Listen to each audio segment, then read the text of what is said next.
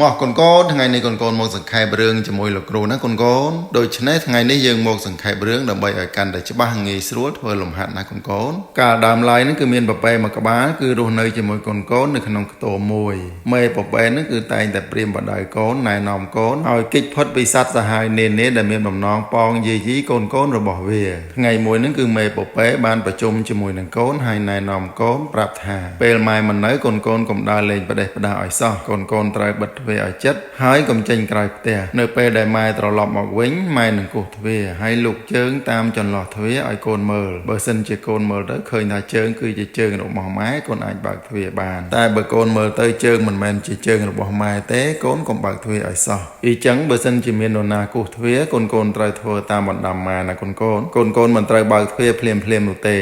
គណៈពេលដែលមេប៉ប៉ែកំពុងព្រានបដៅកូនគឺមានកញ្ជ្រោងកំហូចមួយក្បាលបានលួចស្ដាប់ហើយដឹងពីរបៀបផ្សេងដែលមេប៉ប៉ែបានណែនាំព្រានបដៅដល់កូនរបស់វាបន្ទាប់ពីណែនាំព្រានបដៅកូនរួចហើយមេប៉ប៉ែក៏ចេញទៅរកចំណីបាត់ទៅមួយសន្ទុះធំក្រោយមកកញ្ជ្រោងនោះក៏បានទៅគោះទ្វារហើយធ្វើសំឡេងដូចមេប៉ប៉ែបន្ទាប់មកក៏ហៅឲ្យកូនប៉ប៉ែបើកទ្វារចំណែកឯកូនប៉ប៉ែឯនោះវិញក៏បានធ្វើតាមបណ្ដាំម្ដាយកូនក៏ឲ្យលូកជើងនៅតាមក្រោមចន្លោះទ្វារហើយពួកវាបានសម្លឹងមើលឲ្យប្រកាសថាជើងនោះជាជើងរបស់ម៉ែវាឬក៏អត់នៅពេលដែលកញ្ជ្រោងលូកជើងតាមចន្លោះទ្វារឲ្យកូនប៉ប៉ែមើលកូនប៉ប៉ែក៏លន់មាត់ហើយស្រែកថាទេមិនមែនជាជើងរបស់ម៉ែខ្ញុំទេនេះជាជើងកញ្ជ្រោងទេតាបន្ទាប់មកពួកកូនប៉ប៉ែក៏នាំគ្នាមកឈរនៅអុកទ្វារដើម្បីការពារចចករុញទ្វារចូលហើយចចកនោះក៏មិនអាចបើកទ្វារចូលដើម្បីស៊ីកូនប៉ប៉ែនោះបានដែរតាមរយៈរឿងនេះយើងឃើញថាសម្ដីចាស់ទុំឬ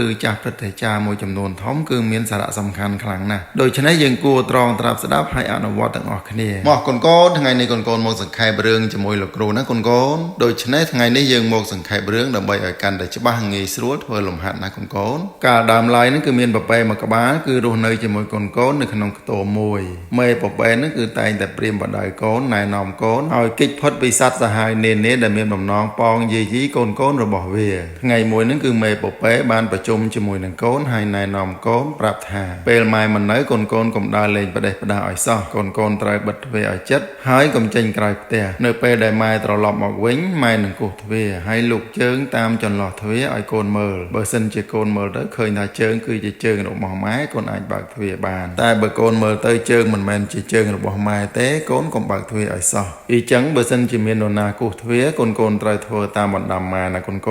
កូនមិនត្រូវបើកទ្វារភ្លាមនោះទេ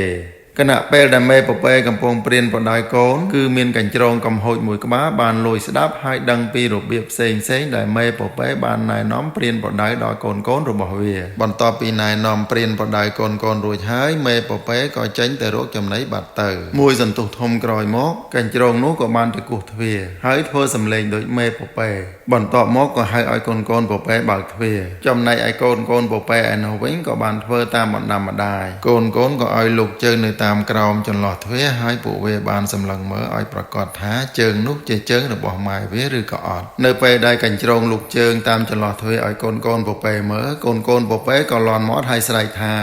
ទេមិនមែនជាជើងរបស់ម៉ែខ្ញុំទេនេះជាជើងកញ្ជ្រោងទេតាបន្ទាប់មកពួកកូនប៉ប៉ែក៏នាំគ្នាមកឈរនៅអុកទ្វារដើម្បីការពារចចករុញទ្វារចូលហើយចចកនោះក៏មិនអាចបើកទ្វារចូលដើម្បីស៊ីកូនប៉ប៉ែនោះបានដែរតាមរយៈរឿងនេះយើងឃើញថាសម្ដីចាស់ទុំឬចាស់ព្រឹទ្ធាចារ្យមួយចំនួនធំគឺមានសារៈសំខាន់ខ្លាំងណាស់ដូច្នេះយើងគួរត្រងត្រាប់ស្ដាប់ហើយអនុវត្តទាំងអស់គ្នា